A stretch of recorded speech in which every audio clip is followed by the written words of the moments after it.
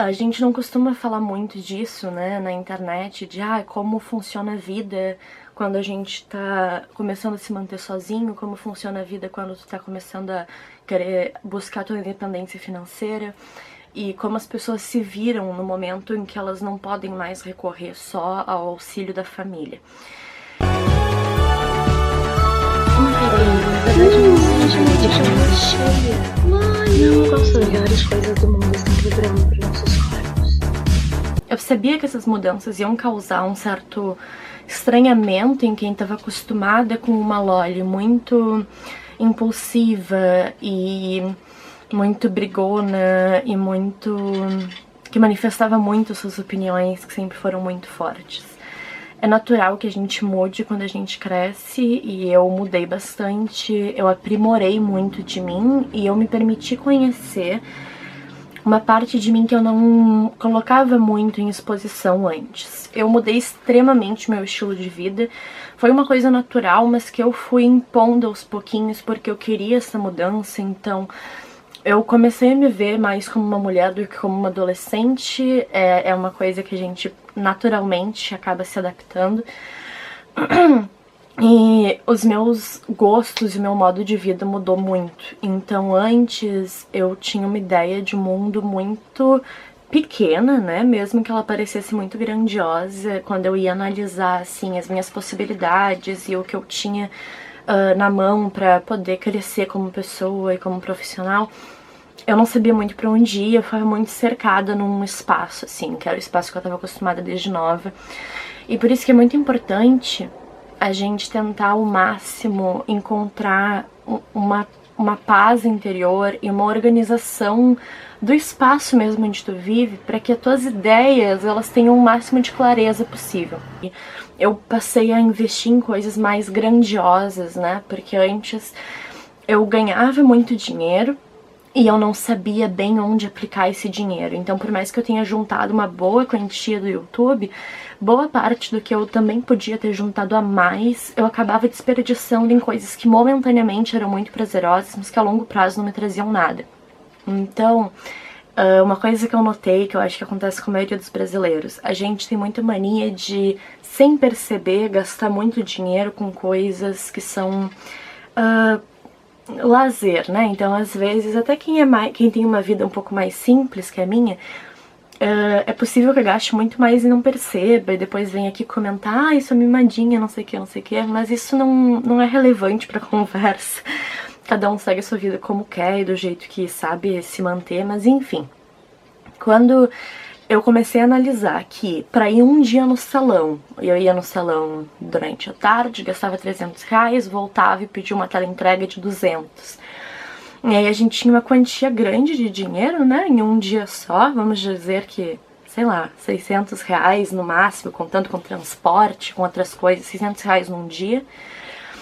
E como que uma pessoa que gasta R$600 num dia não consegue comprar uma casa, ou não consegue comprar um carro, ou como que uma pessoa que tem R$600 por dia não consegue ter, sei lá, 5 mil no final do mês? Vou dar um exemplo bem distante aqui. Então, eu comecei a reduzir o meu jeito impulsivo de gastar e comecei a analisar como juntar esse dinheiro. Eu realmente virei uma mestra em juntar dinheiro.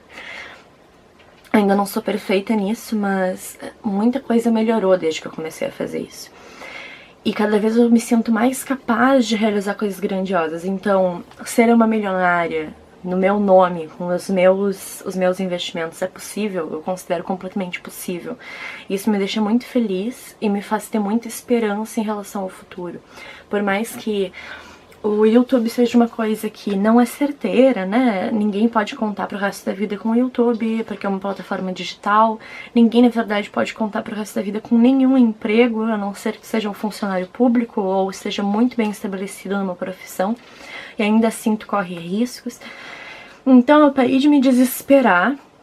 Parei de me desesperar no sentido de, mas se eu fizer isso não vai dar certo a longo prazo, se eu fizer aquilo pode ser que alguma coisa ruim aconteça. Eu comecei a ter prazer em acumular frutos para que daqui a uns anos eu tenha cada vez mais, independente de como eu vá usar esse valor ou como eu vá me organizar no futuro, mas eu sei que me organizando agora eu tenho muito mais chance, né?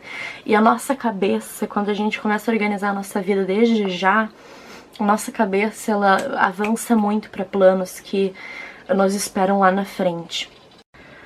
Vocês sabem que uma vez eu ouvi alguém contar que tem várias formas de expressar o amor e que tem casais que expressam o amor de formas diferentes, mesmo estando dentro do mesmo lar.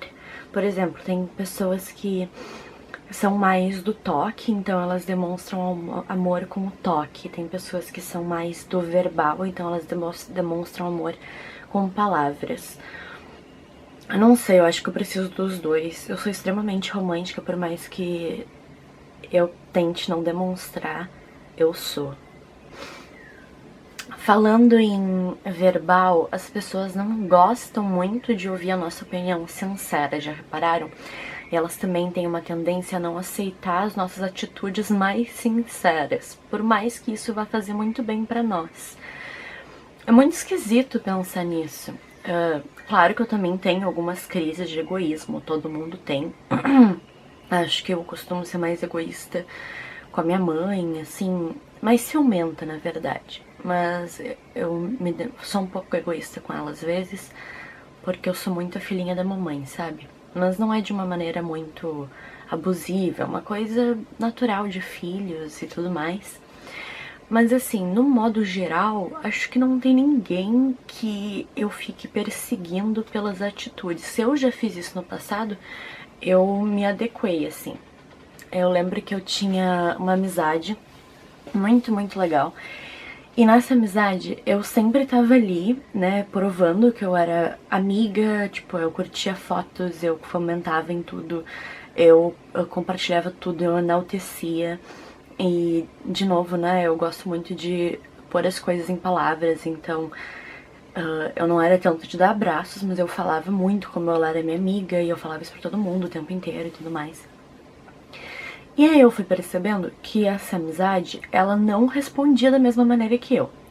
E nossa, isso me frustrou muito no início, porque eu não conseguia entender como que amigas, né, duas meninas mulheres, não conseguiam ter o mesmo jeito de expressar o carinho pela amizade. E o período que isso mais me irritou, assim, eu não sabia entender que a culpa não era dela, que a culpa por estar fazendo essa pressão era minha.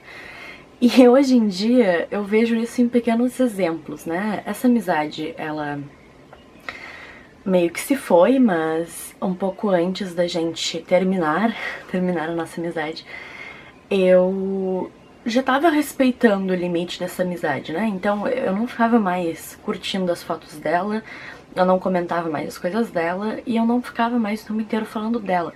Não é porque eu tava com rancor dela ou porque eu queria, né, dar no dedo dela, mas é porque eu entendi que tudo aquilo que eu fazia não era necessário pra ela como prova de alguma coisa. E daí quando eu entendi que não era necessário eu provar coisas pra ela como eu provaria pra qualquer outro, tá? Eu perdi o interesse, óbvio, eu comecei a achar até meio ridículo, né? Eu tá fazendo tanto esforço e ela não, porque a pessoa fazia, mas não da maneira que eu cresci achando que era o ideal. E aí, quando eu fui parando, eu meio que consegui me desapegar, assim, e entender que, bom, se essa pessoa não aceita, não entende o meu modo de manifestar carinho, é porque ela não gosta desse modo de manifestar carinho. E eu não preciso desperdiçar muito do meu tempo pra fazer isso. Se ela entende que carinho pra ela é simplesmente estar com ela e rir com ela, eu não preciso ficar o resto da vida tentando bajular ela pra manter ela confortável. E aí eu me libertei. E aí eu entendi, bom, se eu não preciso fazer pra ela o que eu gostaria que fizessem pra mim, que é bem isso, né? Eu gostaria que... Eu gosto quando agem comigo dessa forma, mas eu refleti, se ela não gosta que eu faça pra ela o que eu gostaria que fizessem pra mim, não tem por que eu fazer isso pra ela, porque ela não é eu. Eu sou uma pessoa diferente dela e as minhas vontades são diferentes das dela. Esse grande comentário, eu vejo ele muito se repetindo em pequenos detalhes do meu dia a dia, nas redes sociais, por exemplo. Gente, tem uma coisa que é muito chata, que as pessoas não entendem que tu não é obrigado a seguir elas pra sempre, que tu não é obrigado a ficar onde tu não quer, né? E é muito engraçado que no Instagram eu sou muito livre, assim, com essa questão do que tá me agradando ou não. Só que, óbvio, né, eu sou humana e muitas vezes eu tenho pena de parar de seguir alguém porque eu sei que a pessoa vai achar aquilo uma coisa catastrófica. E eu entendo também que por mais que eu não ache nada demais, ela vai sofrer. E quando eu paro de seguir alguém, não é porque eu não sou mais amiga da pessoa. Sim, eu paro de seguir amigos, bastante amigos eu paro de seguir. Eu sei, né, antes de eu dar o botão ali de unfollow, eu sei que eles vão vir atrás de mim pra reclamar. Eu já passei por isso muitas vezes. Mas da mesma maneira que eles vão sofrer, eu vou me sentir muito mais feliz. Sabem que essa coisa de algoritmo e Instagram, ele vicia um pouco. Então quanto mais você interage com alguma conta, mais ela aparece pra ti. E chega um momento que eu não aguento mais ver a cara de certas pessoas, ainda mais se o feed delas, né, se o painel de fotos delas é feio. Então não adianta ser, assim, uma pessoa muito importante pra mim se tuas fotos são muito feias. E aí todo dia eu tenho que ver tuas fotos feias, com a tua cara feia, com poses feias. Isso me incomoda muito, tanto que pra não parar de seguir tanta gente, eu comecei a seguir muito perfil de paisagem, de pintura, de cerâmica, de porcelanato, de boneca, de tudo que eu podia, pra tentar ao máximo colocar essas pessoas com fotos ruins pra baixo, né? Porque eu não queria. Toda hora eu abria ali, tudo muito lindo, passava o dedo, tava uns carão, assim. E tanto que a maioria das minhas amigas que eu ainda sigo tem fotos maravilhosas, perfil super agradável, para mais que não seja do mesmo estilo que eu. E aí, nossa, tinha uma pessoa que eu tava tentando o tempo inteiro parar de seguir, ela já fazia uns 2 ou 3 anos, só que eu tinha muita dó. E aí eu já tinha parado de seguir uma vez, e daí ela veio atrás, né, e falou, ai, você parou de me seguir? Eu falei, a velha desculpinha que a gente sempre dá, né, no início dessa transição pra liberdade virtual. Eu falei assim, não, é porque eu fiz uma limpa muito grande, tu deve ter ido sem querer. E aí lá ia eu, com um aperto no coração, ter que seguir a pessoa de novo, né, pensando que saco, eu vou ter que empurrar esse trem por mais um tempo. E aí tá, eu sempre ficava tentando sair dessa pessoa, que toda vez que eu via ela ali, Instagram é uma coisa que eu uso muito, eu não ficava satisfeita, né. Aí, esse ano eu consegui. Eu juro que eu sentei assim na cama e eu mentalizei, né? Não, eu vou parar de seguir, eu vou parar mesmo. Não interessa se ela venha falar comigo. Tomei força, tomei coragem, parei de seguir. Dito e feito, ela voltou, né? Ah, não tá me seguindo mais? Eu nem respondi. Porque assim, se ainda fosse um amigo próximo, a gente responde. Mas quando é só conhecido de rede social, ai gente, por favor, né? Prender as pessoas é muito chato. É que vocês estão vendo que a gente tá num período do mundo em que tudo tá sendo, né, quebrar paradigmas, quebrar padrões, quebrar os machistas, os misóginos, ou sei lá o quê. E aí, meio que a galera toda tá ficando meio exausta, assim, porque quem antes era acima do bem e do mal e cancelava todo mundo, começou entre si a se cancelar, né? Então o negócio perdeu um pouco o rumo, assim. E aí as pessoas estão começando a ser anti-cancelamento. E eu não culpo essas pessoas que só estão fazendo isso agora, em 2020, porque antes tarde do que nunca, o colégio, o ambiente escolar, desde a primeira série, desde o jardim até o terceiro ano, agora acho que é 9º ano, mudou o sistema, mas desde o jardim até o terceiro ano do ensino médio, é um mundo paralelo, assim, alheio à realidade maior. E o modo que as crianças e os adolescentes se comportam é assim, muito ditatorial.